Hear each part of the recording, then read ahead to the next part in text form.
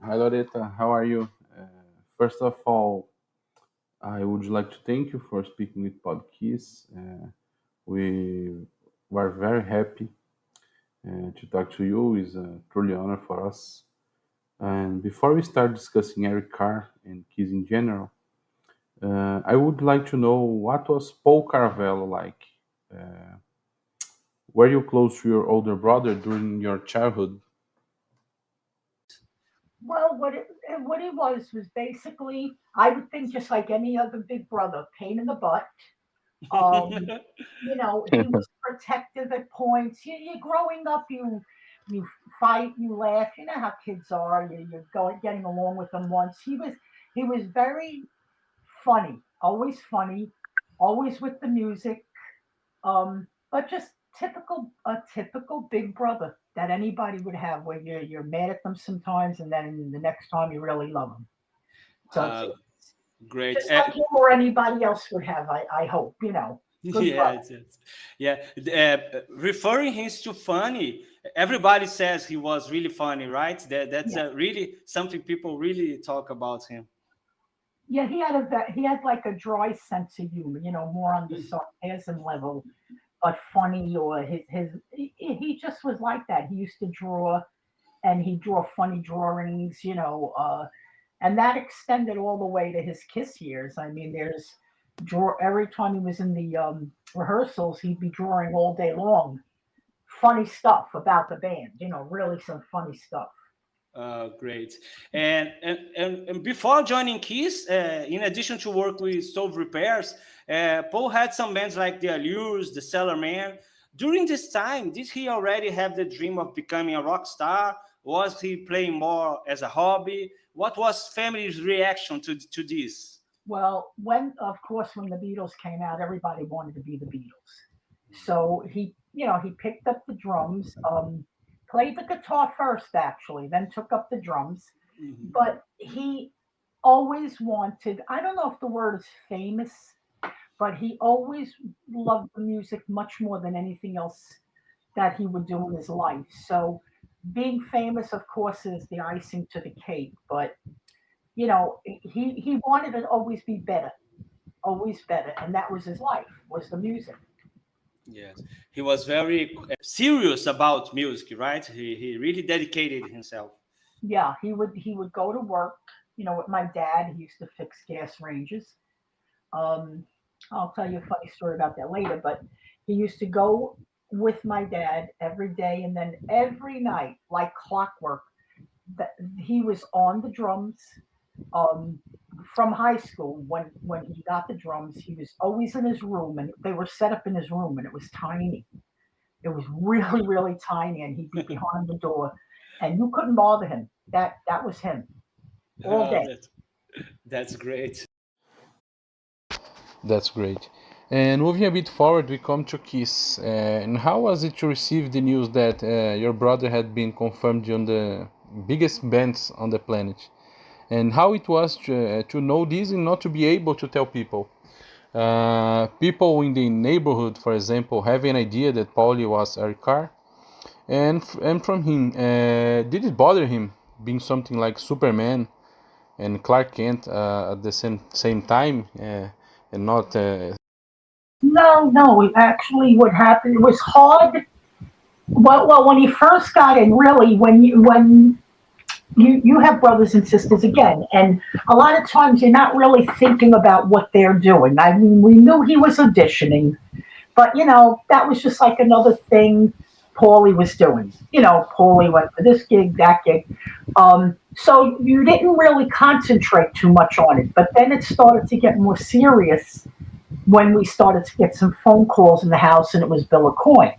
Hmm. Okay, then it was still like, okay, is he going to get this or not? And then he did get it. He got it. I remember I got the call. I picked up the phone, and he was in the kitchen. And I said, Paulie, it's Bill Coin. And he picked it up, and he said, "Oh, Ma, I'm in Kiss. They want me to come back they want me to come back and learn music." So it was a short process, but not something we comprehended from the beginning. It was just my brother doing something that he normally did, auditioning for something. Oh, that's great. Were the family aware of KISS? Did you listen? How was KISS in your daily today basis? Well, with me, I used to be a window designer. I don't know if you know what that is, a window trimmer where you, like if you go to Macy's and see all the decorations. Oh, yeah. I know, Yeah, I do for a living. And I remember working in a store in America. We had a store called Woolworths. It was like a cheaper store. And it was Halloween, and I was picking up the KISS costumes. And I didn't like KISS at all, not at all. And I kind of took the pins, like I had little pins, and I stuck them in the masks, and I didn't like them. But, it's like anything else. I never really listened to them. But then when my brother got into it, of course, they're the love of my life. That's how life goes. But when he listened to more like John Bonham, Led Zeppelin, things like that. But he wasn't, I don't know if he was a big KISS fan. I don't think that was his music at that point, okay, because he was playing a lot of like popular rock. Okay, yeah, but he liked the Led Zeppelin a lot. Probably you too. Oh my God, did he like him? Yeah, I still have his albums. He saved all his albums, and he loved John Bonham. That was his idol. Yes, his idol. It's very clearly that he had the John Bonham style too, the hard way to play, etc. Yeah, he loved him, and unfortunately, Bonham passed away when he got into the band, and I'm sure my brother would have been so eager to meet him. Yes, that's true. Eric is very beloved in Brazil. It's common around here to see people who prefer him over original members like Ace and Peter. Much of this is due to the Creatures of the Night tour that came to Brazil. These were historic shows for the country, almost like Beatlemania. Yep. And also, go ahead. No, I'm saying they were. I know they were huge, like the biggest audiences, and Brazilian fans are amazing. Yes, and also they said goodbye to the makeup with a show in São Paulo. Did he ever talk to you about these shows? Yeah, I mean, he wrote letters to us all the time from when he was on the road. And one letter that he wrote had to deal with the makeup. And I think he was in Madrid at the time, in Spain, Madrid. And he wrote, "Mom and Dad, the kids love us. They love us without the makeup." And it was really nice the way he wrote that, because he was writing it to his family. He wasn't writing it in an interview. And so he was, the reception was great without the makeup. And I think it made them all feel really good. Yeah, and it was really a coincidence that the last show with makeup was in Brazil, and the first one without makeup was in Portugal. So, right. Yes. Yeah. That was very, very funny. And when they were in Brazil, they were responsible for a lot of people becoming fan of KISS when they came here in 1983. So these shows were really important for us, and that's why we love so much that he was in the band. That's why everybody here in Brazil also loves him. Oh, I know. Yeah, he was like the Beatles, like you say. Like the same thing, with Australia. In Australia, they never saw Peter, and my brother would be more or less like Ringo Starr in Australia, the first time. But yeah, he loved touring. I mean, he loved, going to Europe and everything. And the crowds were amazing there. They were always amazing. Great. And Loretta, from the 80 to 83, the family took every care to not tell anyone who the KISS drummer was. When the band decided to remove the makeup in 1983 with Lick It Up, how did people react to finding out? And how did Eric deal with finally being recognized on the streets? Well, the thing was that he kind of was before. I mean, when we lived in Queens after he got in. It was Brooklyn, then to Queens. And, one day he would be driving, a yellow, old, broken down car, and the next day he's coming out of a limousine. And he looks, his hair's full. So everybody knew everybody on the block, and they'd say, what's Paulie doing with his hair like that? Is that Paulie? That's what everybody called him, Paulie. We called him Paulie. So they knew something was up, but they didn't know exactly what it was. But he never changed his demeanor. I mean, from when he was when he signed KISS to play the Palladium, he was fixing stoves the day before. Mhm. I'll tell you that much, all right? Because his contract was signed on July 24th. All right, and he was still working with my father fixing gas ranges while he was rehearsing with KISS. So you would have a stove man come to your house and fix your stove, and the guy was in KISS.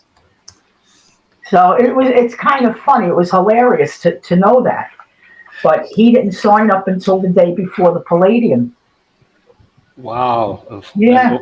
What a venue to begin. Amazing. Well, I still have receipts from when he was fixing the stoves the day before. All right, imagine that. He's fixing stoves, and the next day he's at the Palladium. But that's what it was. He worked with my father, and my father needed help. And even though he was in KISS, before he was in KISS the day before, he was still helping my father out. Oh, right. That's great. That's great. And talking a bit about the music, now, Eric has many songs with KISS that fans idolize. We have the entire Crystals of the Night album, for example, or King of the Mountain on Asylum. Did he ever talk to you about the songs he enjoyed playing most, the ones that were most challenging or something like that? Well, his favorite song was Saint and Sinner. That's the one he enjoyed playing the most. It's funny to hear that, but that's what he always said. That's great. You know what it is? It's not really heavy, but if you listen to the tempo and everything, it's just a nice, style of playing. Yes. And he enjoyed it. It really is. It really is. And I imagine that he was really happy when we recorded Crystals of the Night, because he came from Music from the Elder, which is a very good album. I like it very much. And Gabriel also liked it. But he probably would be much happier recording Crystals of the Night because it was heavier. Oh, yeah, it was. I mean, the whole band, kind of poo-pooed the Elder, but as I listened to it, I don't think it's one of my favorite other than Creatures. But it wasn't KISS at that time. Now, if you reflect back and listen to it, you're going to say, you know what, this is good stuff. Because you grow older and you understand that it was just a style of playing at that point. It's, not some 18-year-old kid getting furious that you changed your music. We're all adults now, more or less. Yeah, that's true. That's true. And just to make a little appointment, the Elder also have the first contribution with Eric composing in Under the Rose, right? Yes, Under the Rose, and isn't an Escape from the Island, right? Escape from the Island. Yeah. Yep, he was talented. I mean, given a chance, and the key is given a chance. He was a very good writer and really good voice. But it's really like Gene and Paul like to write mostly. But he got his chances. He wished he would have had more, but he didn't. But he was happy with what he had. And Eric had a friendship that seems very close with Bruce Kulick, lead guitarist in KISS. And after his passing, Bruce helped with projects such as the albums Workology and Unfinished Business and the documentary Inside the Tail of the Fox. He always remember the times with Eric with a lot of affection. Do you still have contact with Bruce? I talk to him probably mostly via Messenger almost every day. Oh, yeah. Great. Oh, that's fine. Of course, we still worked on Workology, which we released. I don't know if you saw the releases. It started with Yeah. LP, and then it went to Which will be your next question, inclusive. yeah. Okay. Well, But if you want to talk now, go ahead. It's no yeah, problem. well, just to let you know, I mean, I guess everybody will hear this before next record day, which I believe is actually the day my brother passed away, November 24th. And Rockology is going to be released as a picture disc now. This has not been released as a picture disc with the makeup, with the makeup cover. And it's going to have a new poster. The CD is going to be orange instead of black. It's going to be really cool, and it's only going to be for that one day, so you have to really reserve it at your record store. You can't really get it. You can get it if you want to go on eBay and pay $500 for something that's $40. But these are like all reserved. So if you guys out there, they're going to be there too. So if you want to reserve it, just call your record store and see if they have them, and they'll hold it for you till that day. Wow, that's great. Great project. Yeah, it was a great project. Great. Yeah, because in the ericcarr.com, which is Eric's official website, we can find this new edition of Rockology, and it's announced that it will be released in Not till that day. Yeah, okay. I work that website, and I'm not allowed to put any out. Believe it or not, they're strict with me too. Yeah. Because that's the whole advantage of Record Day. Is of course, that comes out that one day. Yeah, that's the whole catch. No, they'll be available, a couple at my website, but mostly, in record stores. You have to reserve them. That's the whole key. And if you went online at eBay, it's going to cost you a fortune. You know that. You know how it goes. And I'll probably put one up for $500 so you can curse me out, But no, I wouldn't do that. I'm only getting a few. But it's going to be nice. It's going to be great. I bet it is. It will. And we can find other wonderful things in the website, like drumsticks, picks, CDs, DVDs. Besides the new Rockology edition, will be any other release that you are planning? Yeah. Do you know Unfinished Business? The one that I released. That's the one where he wrote songs and he passed away and they couldn't be completed, and people came in and he's involved with every single song on. Either he's playing or he's singing Shandy. I don't know if you heard him sing Shandy. That was from his audition tape. That's great. Yes, so that's coming out for Record Day, and there's going to be 4 to 5 additional tracks that were never heard. Oh, it's going to be a blast. I mean, you got to get that one. That one's going to be a totally different cover. Wait till you see the cover. You're going to flip. His fans love it. Yeah. I was going to say that as Kiss fans and Eric Carr fans, it's so great to know that new releases continue to see the light of day, because he really deserves this. Well, there's a lot of music, not a lot of, let's say, demo from Kiss, but prior to songs he performed and wrote himself. But, I mean, there's an endless flow, because maybe, I don't know if it'll happen, but after I work, with Unfinished Business with this company, that's going to be Record Store Day next year. That's going to be a blast. Great. I might put out a box set with them. With you're going to have he's got almost 300 or 400 recordings. But like I said, they're not all Kiss. Some are a handful of Kiss, but then if you just like to hear and you like demos and novelties, you might hear him singing, Funky White Boy. I don't know if you know that song, or, play that funky music, white boy. You know that song, right? Yes. And, all those songs like by Van Halen and Playing the Drums and Black Magic Woman. So he does all the kinds of recordings too that you'll get to hear from 1970 all the way to 1979. Brilliant. All different. Really fun stuff, Really great. And Loretta, unfortunately, our dear Fox passed away in November 91. And how was it for you to receive the news that he was sick? And when he passed away, was there any hope for improvement, or was it more or less expected for you and the rest of the family? Well, it was quick. Let me put it to you this way. I think around November or December, he just didn't feel well. All right. So he took care of it, went to the doctor, and they thought he had a fluid, like a water around the heart. There is a condition where you have water around the heart, but what it turned out later was it was blood, as we know. Then they looked deeper when they had to wait till it cleared, and then they were able to see the tumor in the heart. He was very optimistic. He was strong. He was good. Yeah. And I'm not putting a light on it. You know what I'm saying? At that point, when you, I'll go over the documentary later, but when you go watch the documentary I'm putting together, you're going to see footage of my brother in his house coming home, and he's taking you around the room, and he's showing you all the gifts he got. You're going to see some real cool stuff from Eric. All right. Yeah. It's all.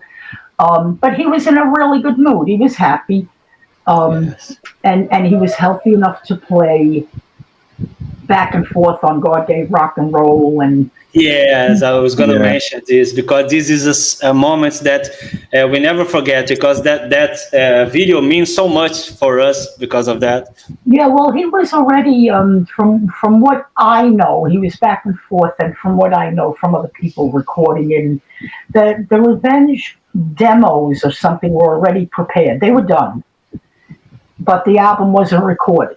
It was like a roughs of him, the songs. Like when I don't know if you're a musician, you do first roughs and demos and things like that. So that part of it was good. And then he, after the heart operation, then he I guess you could just say it kind of went downhill, but his cancer was in remission after chemotherapy and everything. It was in remission. Yeah. It was a tough cancer. Cancer is not a good thing, but certain cancers are like, how do you get heart cancer? You know what I mean? How do you get that? Yeah, that's very rare. But he, at the last minute, when you saw him at God Gave Rock and Roll video, Bruce even told me he was running rings around the band. They were falling asleep, and he was saying, "Come on, let's go. That's great." He was happy. Yeah, and as a coincidence, in the YouTube channel, KISS YouTube channel, they remastered the image and the sound of the video, so now we can see that much clearly now. Yes. Mm-hmm. And just a little appointment about God Gave. It's pure Eric Carr here, because in the worst conditions, you have a possible stay, and you see Eric giving all he wants, all he could do in that moment. So it's pure Eric Carr. He was great because, like I said, he went back and forth to LA 3 times in 1 week to do it. He came home for a while, went back, came home, went back. And Bruce, everybody that was there, Jack Sawyer's, people that recorded with him said they couldn't keep up with him. All right, and I'm going to release a lot of photos from that photo shoot. Oh, great! Yeah, and you're going to see it's him all the way, happy, playing around, So he was just happy to be there and do it. And did not think he was going to die, Yeah.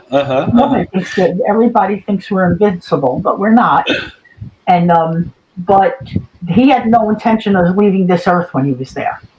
Okay, he was just going to go right back to KISS, get better, and come on back. That's great. He fought till the end. And do you remember the last time you spoke with him before his passing? No, I saw him up until the day he died. Oh, yeah. No, I was with my brother. My mother was there, my father. We were all in the room. And I tell you something, I don't know how you believe but I remember a couple of days before he passed, I walked into the room and he was sitting up and he looked beautiful. His cheeks were rosy, and I said, "Paulie, you look so good. you look so good. And he smiled. And now, I don't know, I'm not going to go into religion thing because I don't think, it's just. Of course. A person sometimes looks really good or something happens when they're passing or they're ready to pass their content. I don't know what it is. If you read about it, it's something it's just that he looked beautiful. That's all I'm going to tell you. He looked at the healthiest that he looked that whole year was when he was sitting there with the rosy cheeks and he had on his eyeglasses and we talked a little bit. He just looked beautiful. Okay. That's beautiful to hear. He found her peace, right? Well, oh yeah. No, he was beautiful. Beautiful. And after his passing, did you continue to stay in contact with other KISS members besides Bruce, or even with Carrie Stevens, Eric's girlfriends at the time? Yeah, Carrie, I know. Bruce and Gene and I, text back and forth once in a while. I don't usually do too much with the band, but whenever we have to talk, we talk, and there's a nice camaraderie there. We're on good terms with each other, and that's all that matters. I want my brother's legacy to live on. I want them to live on, and we work together on that. That's great. That's the best thing that can happen. Yeah. And it's been 32 years since he left us. How does it feel to see that even after so many years, the legacy and lessons he left behind continue to guide KISS fans from different generations? Well, because his playing, number one, his personality, but his playing speaks for itself. Like he's a drummer's drummer. If you listen to drummers speak, that's the sound they want to get. That's the way they want to be. Also, he touched a lot of people, kindness. I mean, I know people that I've met and they tell me, I met your brother and he was hanging out, we had a drink and everything. And I told him I was going to law school and my name. And then 5 years later, he'd meet me and he'd greet me by my name and he'd ask me if I graduated. He had a memory that he would remember people's names. He would remember that person sat and told him they just graduated. He would remember me. I can't remember what you just asked me. I'm like, duh. But he was, the fans loved him, and that's why he's still remembered, because it's carried on through the generations of fans. And he was a good influence on people, not a bad influence. I'm going to throw in a pitch there for my documentary. All right, it's going to be called Enter the Fox, and what it deals with is the years that my brother got into KISS. That's great. You're going to see some outrageous footage that was not something you'd see on A&E. This is something that you and I, if we went to Disney World, would take.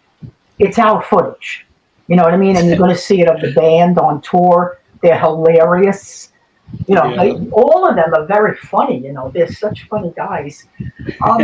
What I wanted to ask your fans, and maybe even you can help to find, if anyone has any footage or audio that they recorded, if they could contact me, I'll take care of them if they want to be in the documentary or just to help out. Because I need some footage. I have plenty. I'm just looking more for like concert footage or something. It doesn't have to be, shot by KISS. You know what I mean? Yes. It could be some kid carried a little camera in or something. If I give you the email address or tell them to contact me on Facebook or ericcarr.com message. But I'm going to send you, Gabriel, Carlos, I'm going to send you the email. Okay, we can do this. Say it. Yeah, for us. Great. Do you know anybody that has footage? I'm asking you. Yes. Gabriel, maybe Paulo has something. Why don't you, Paulo, Gabrielle? definitely. I'll be your best friend if you give me some. I will, I promise. You can come over and I'll make you a nice Italian dinner. Oh, I love that. All right. Look, from whoever, is appreciated, and, and maybe that record will show up at your door. You never know what happens, Yeah. That's great.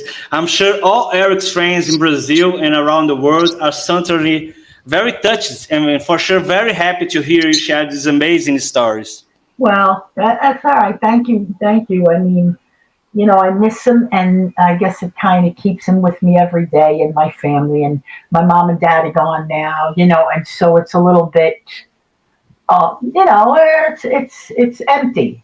As you know, life is empty, Yes. but you make do with what you have, and you just go forward because you'll see them again. That's what I believe, Yes, that's true. And we are very grateful for everything you've done in behalf of Eric, that we can still be talking about his legacy now in 2023. So it's very good for us. And you can consider us our friends in this journey too. Well, that's good. Definitely. I appreciate you guys because, without the fans, there is no KISS. Without the fans, there was not an Eric Carr. And just keep it up. You guys are really good. Stay good. Don't do anything bad. Do the right thing. Yeah, thank you. You too. Take care. Loretta, how you can see in the past few days, my English is not so good. So first of all, That's all you want to say is my English is not so good. My English is not so good. How are you, Gabrielle? My English is not so good. No, I'm teasing you. I'm teasing you. it's like a mantra, right? Yes. I think But it's pretty good. I really like to thank you because in my life, I was born in July of 91, and Eric passed away Wow. only 4 months before. Wow. But Eric is one of the greatest inspirations of my life because all the things Eric do in KISS or off KISS, he always puts all your heart in this project, in the project. Yes. He do. My life is based on that. Yes. So I just want to thank you a lot because you are the person that keeps Eric's alive. Because when I'm old he and stayed, gray, which I am now, I'm old and gray. I still look good. I mean, I got nice shoes. I wear nice shoes, but when I am not here, you will carry the torch. All the fans will carry the torch because That's true. That's Yes. the new generation of beautiful fans. And I'm never worried anymore because I said if 30 years later, 32 years later, he still lives. This new Yes. generation, like you, Gabrielle, Carlos, you're the people that carry the torch for the next 30 years. Yes. And that's what I'm appreciative about, that you were able to appreciate and still keep his memory alive after that many years. That's great. Thank you. Now I'm just crying, so I don't speak nothing more. You don't have any napkins with you, and you're going to mess up the place, That's I great. do that from my heart because I'm like I said, I'm getting older, and I know that if I have to stop or whatever, wherever God leads you, wherever life leads you, that this whole generation is going to keep him alive. And that's forever. You keeps alive forever.